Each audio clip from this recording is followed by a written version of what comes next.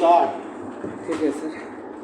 The principle laid down in the said decision cannot have any application in the present case, although the decision rendered in this case in the decision under the Arbitration and Cancellation Act 1996, taking into consideration the arguments of the appellant, it is necessary to mention here that the court does not have any power to extend the time under the Act, unlike Section 28 of the 1940 Act, which had such a provision.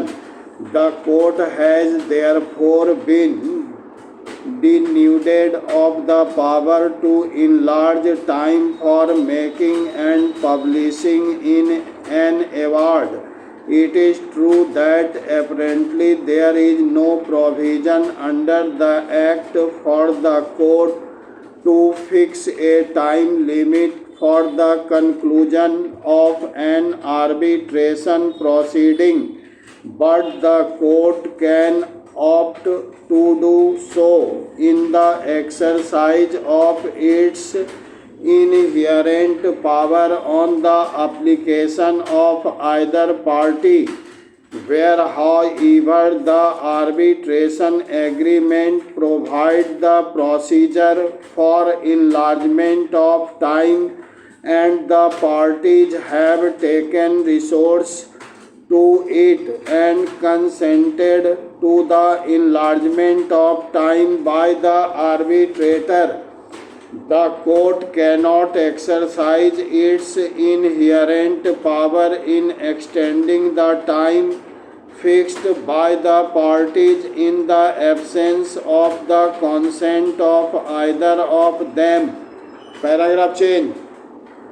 The counsel for the appellant further contended that the High Court could not have terminated the mandate of the arbitrator with reference to the contention made by the appellant that the arbitrator, having concluded the proceedings, could not be said to have failed to act so as to attract the provision of Section 14 of the Act, which will call for termination of the arbitration proceedings. It is pertinent to mention here that the arbitrator had not concluded the proceedings as had been agreed to by the parties within the time fixed for doing so. It is an established statement that the said mandate of the arbitrator was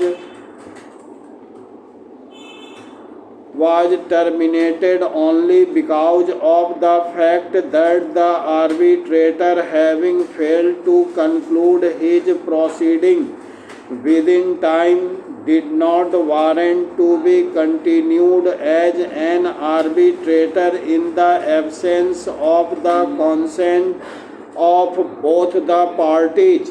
It is clear that the arbitrator had extended the time provided to it without any concrete reasons whatsoever, and thus his mandate was liable to be terminated.